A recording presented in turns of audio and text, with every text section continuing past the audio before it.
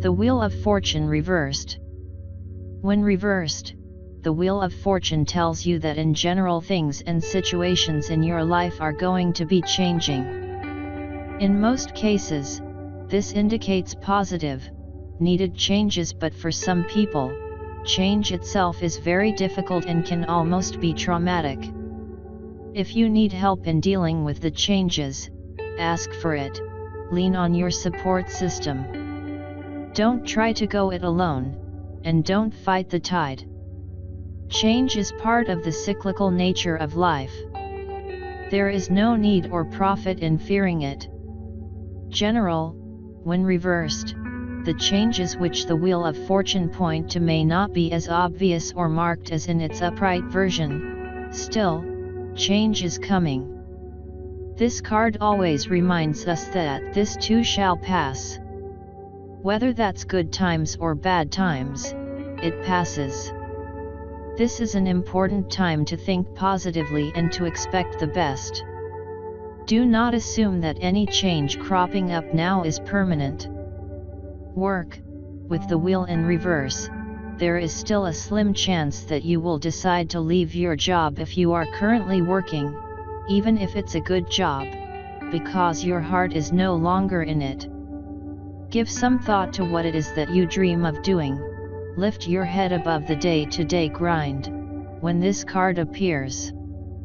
Even in reverse, the wheel tells you that you may be nearing time for a change, work-wise, and perhaps a very big one. Love, when the wheel appears in reversal, it is slightly less likely that you may find yourself coming to the conclusion that a long-term relationship may no longer suit your needs.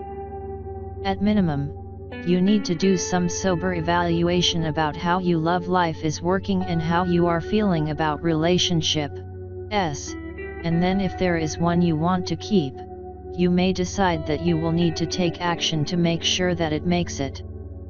Communication is key now.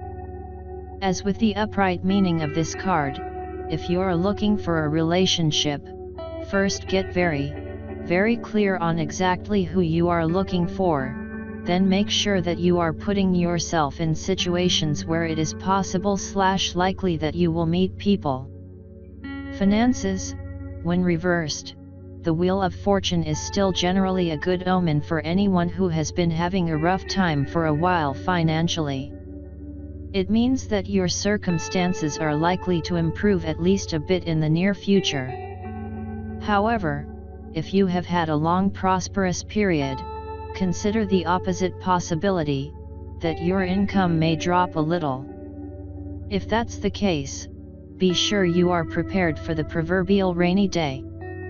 In the long run, of course, it all evens out. Health, the wheel reminds us even in reversal that resisting change can be bad for your health. That does not mean you should just accept everything that is dished out, but it does mean that you need to pick your battles. Do whatever it takes to keep your stress level under control. When in doubt, go back to the basics. Proper nutrition, proper rest, and proper exercise will help you feel a lot better and deal with any challenges. Spirituality, the wheel in reversal states that we are almost never a truly blameless victim in a situation when we are adults. Consider whether and how you may have contributed to where you currently find yourself. Accept whatever your fair share of responsibility is for the situation you are currently facing. Be accountable to yourself if to no one else, and then let it go. Sometimes things do just happen. If that is the case, rest assured you are by no means alone in that experience, and reach out for support. The support you need is truly always available. Do not allow yourself to wallow in feelings of being cheated or robbed. Life is not fair. It never has been. But life is constantly changing. Go with the flow and your spirit and sense of joy will deepen and you will be calmer.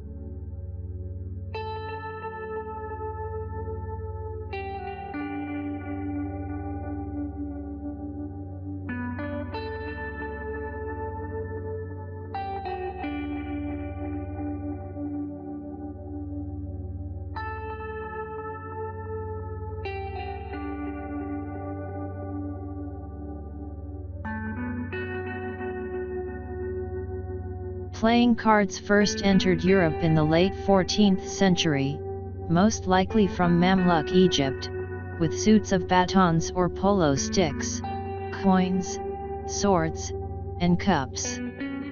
These suits were very similar to modern tarot divination decks and are still used in traditional Italian, Spanish and Portuguese playing card decks. The first documented tarot packs were recorded between 1440 and 1450 in Milan, Ferrara, Florence, and Bologna, when additional trump cards with allegorical illustrations were added to the common four-suit pack. These new decks were called Carte de Triomphe, triumph cards, and the additional cards known simply as Triomphe, which became trumps in English. The earliest documentation of Triomphe is found in a written statement in the court records of Florence, in 1440, regarding the transfer of two decks to Sigismondo Pandolfo Malatesta.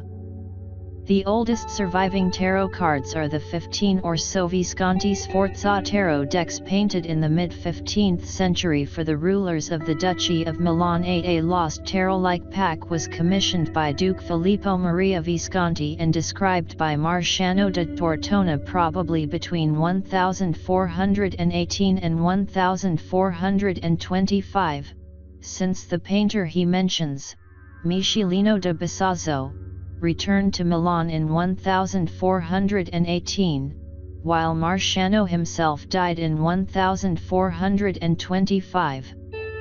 He described a 60-card deck with 16 cards having images of the Greek gods and suits depicting 4 kinds of birds. The 16 cards were regarded as trumps since in 1449 Jacopo Antonio Marcello recalled that the now deceased duke had invented a novum quadam et exquisitum triumphorum genus, or a new and exquisite kind of triumphs.